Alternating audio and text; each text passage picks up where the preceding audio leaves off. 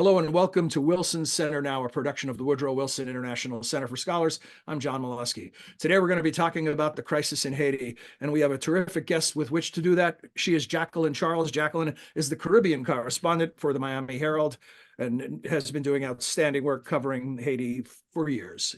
Jacqueline, welcome. Thank you for joining us. Thanks for having me. So a country that is a tough beat, and in the last 24 hours just got tougher with the resignation of the Prime Minister, who couldn't even do it in the country. He's stranded in Puerto Rico, unable to get back into Haiti. Before we dig into some of the larger implications, let me ask you about what's currently happening on the ground, how much we know. Well, today, the day after the Prime Minister announcing that he will resign, once a new presidential transitional council has been put in. And this, of course, came hours after it was decided in Jamaica with the Caribbean community, as well as the United States, Canada, France, and others, that, we're going to move into a political transition in Haiti, and it's going to look like this. We will have a 7-member presidential panel with 2 observers. Those 7 members will have voting rights, and it will be their job to lead this governmental transition, hire a prime minister to replace Ariel Henry, and then together prepare for the arrival of a multinational security support mission, and then lead the country to elections. So we've all been waiting to see what the reaction on the ground in Haiti is going to be. So far, it's relatively calm. I mean, there was some looting the day that the announcement was made, but I don't think it was actually related to the announcement. This was just part of the ongoing insecurity that we're starting to see in terms of the attacks that are happening on businesses and also key government infrastructure. The police and the Haitian army, they have taken control of the main port. That port has been under several attacks. The most egregious of which is that it was ransacked and hundreds of containers that had just been sitting there. Everything that's in them has been pillaged. So, how are the gangs going to react? They are not part of this new transitional council. They don't have a seat at the table. But what we're seeing is that we're seeing reactions from Haitians, both in Haiti and in the diaspora. I mean, they're like, this is a start, but a lot of people have doubts on whether or not you can run a country theoretically with 7 presidents. They're concerned about, the representatives that have been asked by CARICOM, the Caribbean community, to send names to them for individuals to sit there. They did put in some criteria. You cannot be a candidate in the upcoming election. You cannot have been indicted or convicted of a crime in any jurisdiction of the world. You cannot have been sanctioned by the United Nations. You also had to accept this multinational security support mission. But also what's interesting is that there is no language in this about the U.S. and UN sanctions. And what I understand from people who participated in that meeting, that was part of a debate, but there was disagreement about that. Some people wanted it, some people did not. Historically, how have gangs factored into this equation? There's been a lot of focus on the armed gangs or armed groups in Haiti as of late, but the reality is that they are not a new phenomenon. It's just been a question of how much power they've been able to amass. We saw this around the period of 2004 when we went through another transition with a bloody revolt. It led to the president at the time, Jean-Bertrand, being forced into exile. But then, the gangs were just in particular areas. You could still relatively get around Port-au-Prince. They didn't control over 80% of your capital. Today, we have gangs that control over 80% of our capital. They were present when Rene Preval took power, through an election after the end of that 2004-2006 transition. But you also had a United Nations peacekeeping force. They've been there, but being able to manage them. I mean, today you have a country where the president was assassinated almost 3 years ago on the 7th of July, 2021. You had a complete constitutional void at the time that he was killed. He was ruling by decree. He had not had any election in 4 years. He was one of 11 elected officials. So what do you do? Well, that is the question. Is there a reasonable reason to be optimistic without bringing the gangs to the table, which seems anathema to setting up a legitimate government? This has been a huge debate. The political and street reality of Haiti today. Can it be ignored? Can you govern without having to negotiate with these groups? Or has the genie just fled too far out the bottle that it cannot be put back in? One of the tensions of the last couple of weeks is that literally while Port-au-Prince was burning, the focus was very heavy on getting a political deal. When you listen to the statements from the State Department and others, they talked about the need to have some sort of a political plan for more inclusive government. I think what they realized too yesterday is that this is a very polarized group of individuals. It's a polarized society. People have very different opinions. That was reflected in the fact that CARICOM had asked for one plan instead, that they got anywhere between 7 and 9, as I understand. And so the gangs do not have a seat at the table. Is that going to be acceptable to them? What we've heard from some of them is that they want amnesty. They do not favor a force to come in. That's not a discussion. One of the preconditions for sitting on this panel is you had to accept that there will be a multinational security support mission. So, there's a huge challenge, to the Haitians and to figure out what you're going to do because, as a CARICOM leaders said yesterday, the gangs are part of the society, and they were faced with this challenge about, what do you do with them? There was also concerns that maybe some of the individuals that are sitting on this panel who represent various coalitions or parties, that maybe they're just a proxy for individuals who are connected to gangs and maybe bringing them through a back door. So we really do have to see. Haiti is a volatile place. Even before this deal was crafted, we started to see some calm return. It wasn't completely there. So we were wondering what exactly was happening, with them. But what is very different about this uprising versus the other moments of volatility is that it was coordinated. These gangs are now talking to each other. I have to tell you, for those of us who observe Haiti, who watch it closely, it's the moment of your worst nightmare. Because I had always been saying that, what had benefited Haiti was the fact that when, La Saline is blowing up, Tabar is quiet.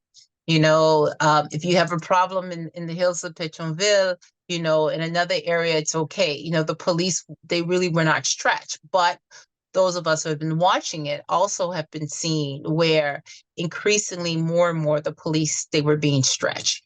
And with this particular episode, they literally had to decide, where do I go? Where do I run to? I've got this incident, this attack, I've got that attack. And they had to choose between attacks.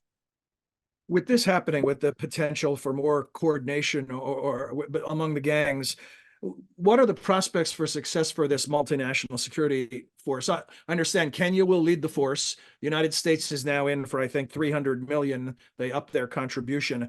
What will be the mission for that force, and what are its prospects for success? So, first and foremost, let me just say this because everybody's asking why Kenya. The reality is that, we were seeing a blockade of the country's fuel terminal at the time that cholera had reemerged. This blockade actually went on about 6 weeks, and it was led by a gang chief.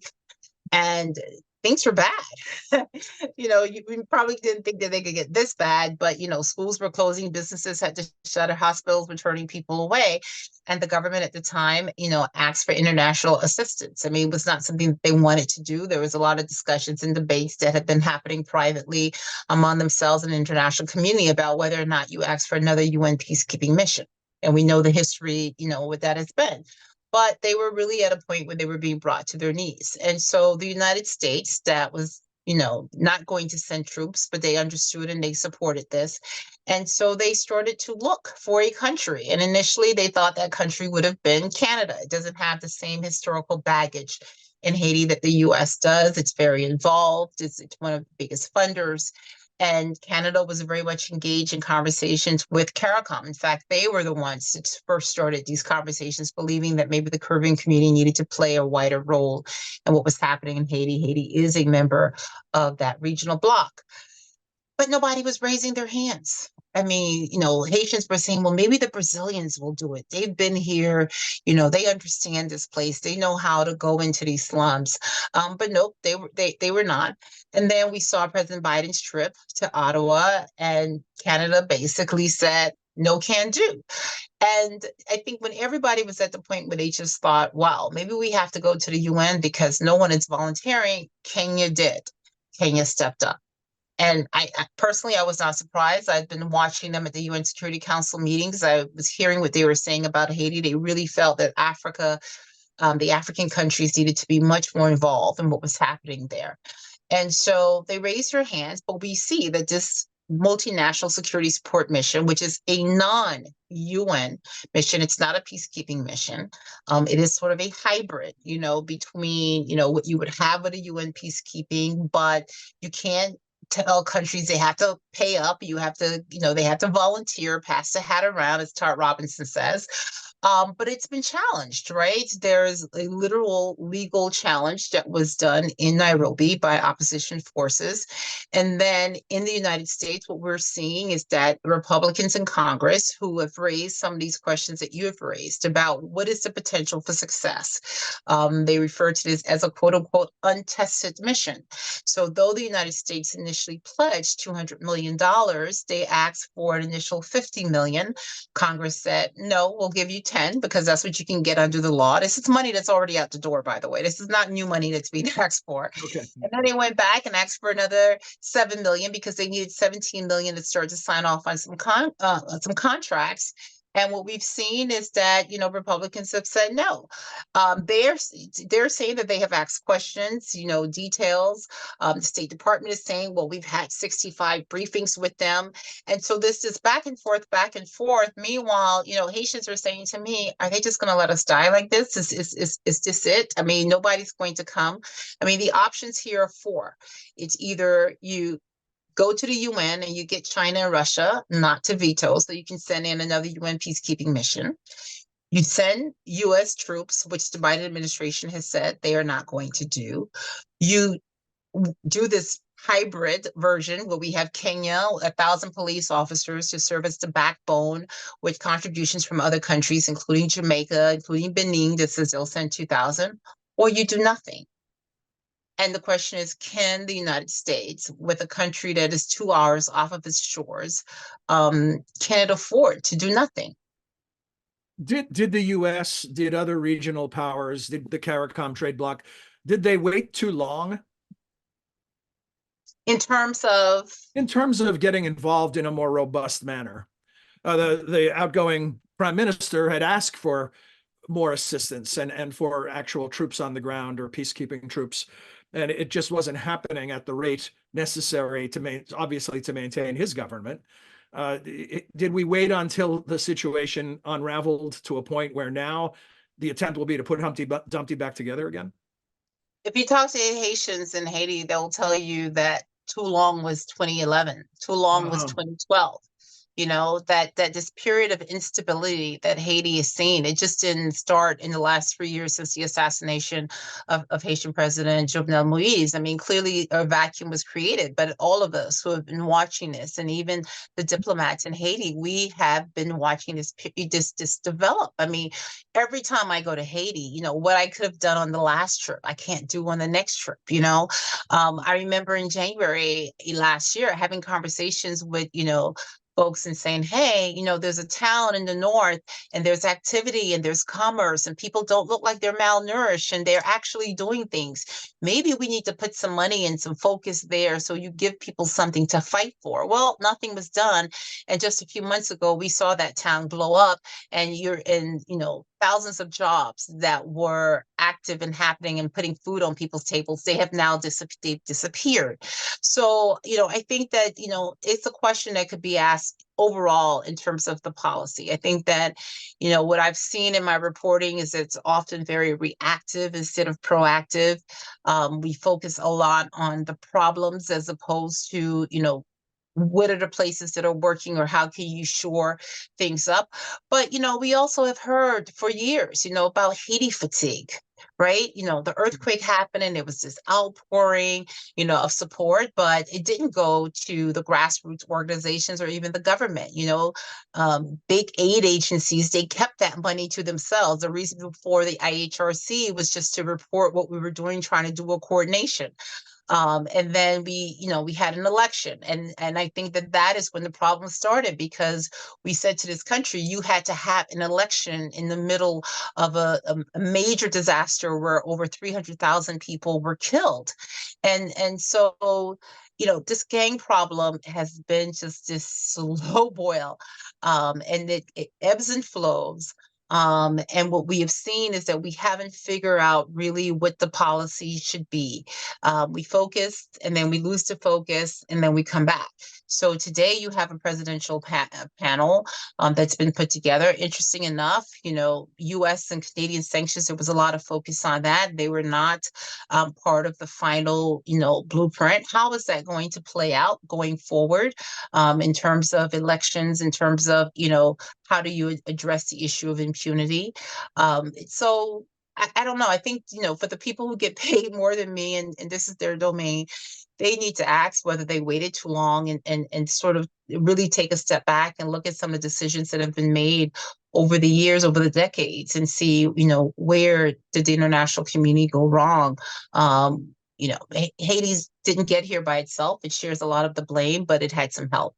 And to further complicate the situation, that impunity or amnesty that the gang members have asked for, that goes beyond active gang members. We're talking about, what was it, 400 prisoners that were released in recent times, attacks on prisons? Well, we had a massive mass prison outbreak, and almost, I think, 5,000 prisoners are on the 5,000. street. Yeah, Okay. so you're talking about murderers, kidnappers, Yeah. people who have been indicted in the assassination of the president, but you also have people who are in prison who have been there for far too long, who the amount of time that they've been in prison outweighs what the time they would have gotten if they actually had been judged. So again, how do you even start to put these people back in prison? What do you do? I mean, this is a country that has a weak government, a weak state. We're seeing right now, and I think that the international community saw yesterday in those meetings, that it's very difficult to get a consensus. And again, so you give amnesty and all of this, but what do you do to address the gangs? These are not the same gangs that were there in 2004. These are not the same gangs that were even there, a few years after this. And what is feeding that? And a lot of the people who are in gangs, they're young people. What strikes me when I go to Port-au-Prince is there used to be young boys that would come up to your car to wipe your window, and I don't see them anymore. And I ask myself, where are they? Are they now in the gangs? Uh-huh. So you mentioned in your earlier remarks, with a bit of skepticism, that a seven-headed leadership team can actually work.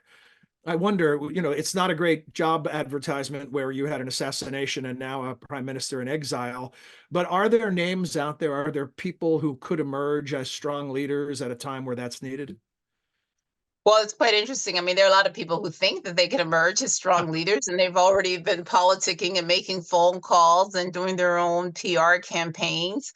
So, good luck to them. I mean, yeah, you said it, in a country where what's happened to the most recent prime minister, despite his, relationship with the United States and others, and a president who was assassinated, you would think that people would be running away from this job. But what we're seeing is that, at least for the job of prime minister, there are a few people that are flocking to it.